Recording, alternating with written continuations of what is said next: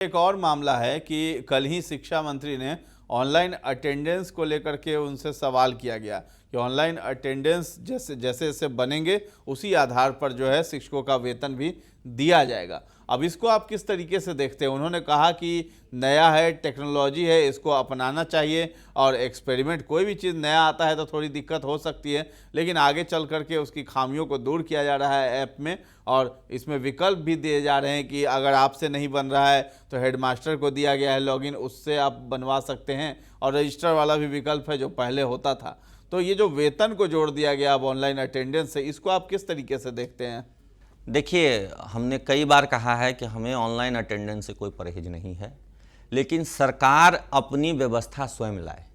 शिक्षकों के मोबाइल और नेटवर्क कनेक्टिविटी के आधार पर अटेंडेंस का निर्धारण करना और उनके वेतन का भुगतान करना, ये मनमानी फैसला है और ये इलॉजिकल और इलीगल भी है। किसी शिक्षक का नेटवर्क अगर किसी दिन नहीं रहे या किसी खास ज्योग्राफिकल एरिया में आंधी तूफान आ जाता है तो नेटवर्क की समस्या होती है, प्रैक्टिकल सी बात है।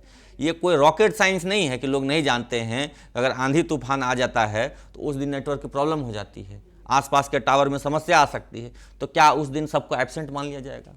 हमारे बहुत से ऐसे विद्यालय हैं जो सुदूर और दुर्गम क्षेत्र में हैं, जहाँ पे कि इंटरनेट कनेक्टिविटी नहीं है, किसी तरह से 2G नेटवर्क आता है, आपकी बात हो पाएगी, वो भी बात कटा से बात होगा।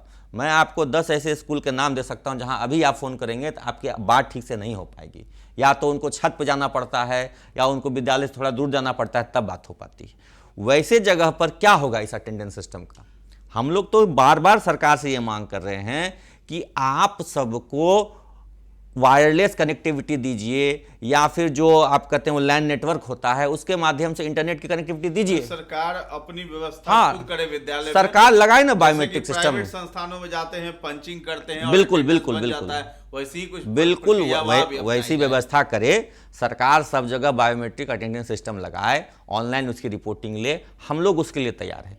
लेकिन हमारे फ़ोन पर निर्भर, मान लीजिए कोई शिक्षक, आप ही कभी कभी आते होंगे जल्दबाजी में तो फ़ोन छूट जाता है। अब फ़ोन छूट गया तो आप क्या करेंगे? आपका एब्सेंट मान लिया जाए, आप तो सशरीर उपस्थित हैं, तो ये तो अति बात हो जाएगी। विकल्प दिया गया है कि हेडमास्टर जो है वो आपका अटेंडेंस बना देंगे। हेडमास्टर आपका अटेंडेंस बनाएंगे तो वो शो कॉज के साथ आपको एक आवेदन लिख के देना पड़ेगा कि मेरा फ़ोन खो गया है। अच्छा बताइए, दुनिया में क्या, मतलब कम से कम देश में बताइए, कहाँ ऐसी व्यवस्था है कि आपके ही फ़ोन से आपका अटेंडेंस बने?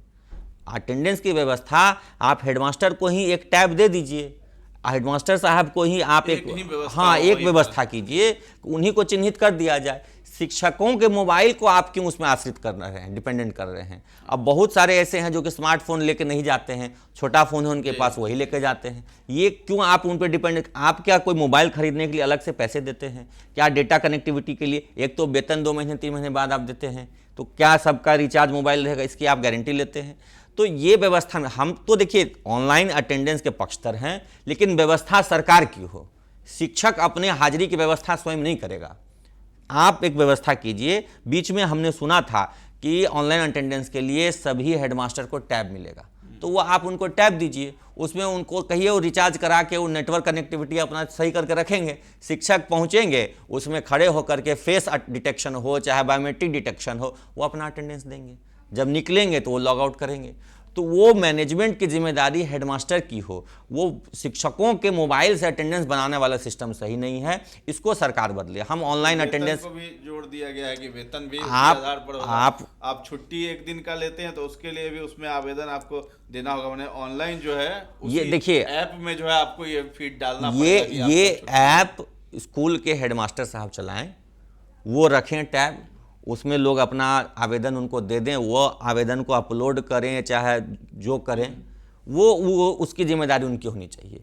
शिक्षकों को इस अनावश्यक दबाव से मुक्त रखा जाए। कुल मिलाकर ये कहना है कि जो सरकार जो है वो व्यवस्था कर दे विद्यालय में, हर विद्यालय में जहां अटेंडेंस बनाना है वो बनेगा और किसी पे ये भार नहीं होगा। इंडिविजुअली हो रहा है कि उस शिक्षक ने बनाया अटेंडेंस, उसने नहीं बनाया, तो इससे मुक्त हो जाएंगे शिक्षक। जी बिल्कुल बिल्कुल, शिक्षक आएंगे स्कूल, अपना अटेंडेंस बनाएंगे, पढ़ाएंगे। अब उनके मोबाइल में नेटवर्क है कि नहीं, नेटवर्क खोजने के चक्कर में परेशान है आधे घंटे, ये सब नहीं होना चाहिए। 500 मीटर के परिधि में आएंगे तो बनेगा। अरे मैं नहीं है तो बाहर जाएंगे। हाँ, प्रैक्टिकली दिक्कत होती है कि आप स्कूल में बैठे रहेंगे, आपको मोबाइल में लोकेशन वहाँ पे जीपीएस शो कर देगा आप 1 किलोमीटर दूर हैं। तो इन सब झंझटों में हम क्यों पड़े? सरकार देखे, स्कूल में टैब दे, हेडमास्टर साहब की जिम्मेदारी तय हो, वो अटेंडेंस बनवाएं। जैसे हम लोग जाके रजिस्टर पर साइन करते हैं वैसे ही टैब में ही आप व्यवस्था कर दीजिए। हम टैब में ही जा करके कैमरा ऑन करके फेस डिटेक्शन से अटेंडेंस बना लेंगे। लेकिन शिक्षक की ये जिम्मेदारी नहीं होनी चाहिए। शिक्षक की जिम्मेदारी है कि वो विद्यालय समय पर पहुंच जाएं और अपना काम वो करें। हाजिरी कैसे बनवाएंगे, सरकार इसकी जिम्मेदारी ले, शिक्षकों पर ये बोझ नहीं थोपा जाए। चलिए, यही कहना है अमित विक्रम जी का कि ऑनलाइन अटेंडेंस जो है होता है उससे परहेज नहीं है शिक्षकों को, बल्कि जो है सरकार अपनी व्यवस्था खुद करे ताकि किसी शिक्षक पर यह भार न पड़े और उनका अटेंडेंस भी बन जाए। फेस अटेंडेंस की बात हो, नेटवर्क कनेक्टिविटी की बात हो, तो सरकार उस विद्यालय में ये सारी सुविधाएं जो है मुहैया कराए और शिक्षक के अटेंडेंस खुद ब खुद वहाँ पर बन जाएंगे और हेडमास्टर को इसकी जिम्मेदारी दे देनी चाहिए। तो ऑनलाइन अटेंडेंस से आप मतलब खुश है, सही है, उसको सही तरीके से बस लागू करना चाहिए। सही से लागू करें। चलिए।